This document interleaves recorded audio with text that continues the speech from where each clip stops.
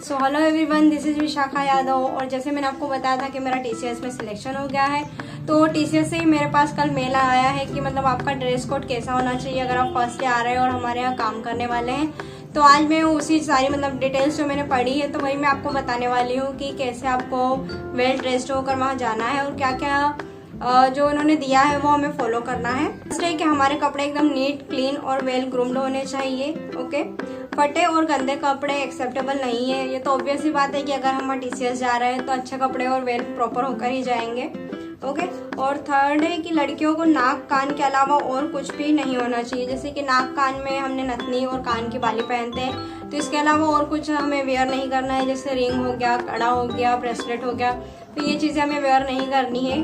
और लड़कों को भी ऐसे कोई कान में बाली या फिर हाथ में कड़ा पहन के नहीं जाना है।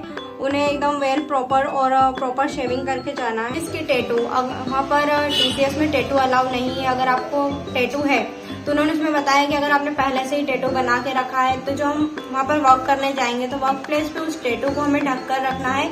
वो ऐसे नहीं हो कि दिख रहा है और मतलब अच्छा इंप्रेशन नहीं रहता है वो। Okay, and next thing is कि लड़कों को अच्छे से शेविंग करके जाना है।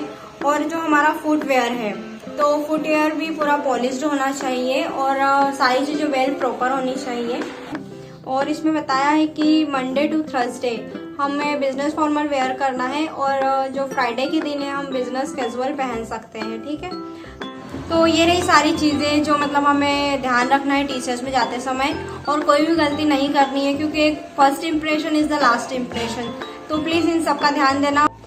तो आई होप आपको ये सारी चीज़ें समझ में आई होगी जो मैंने समझाया है। So do subscribe and stay with me. Thank you.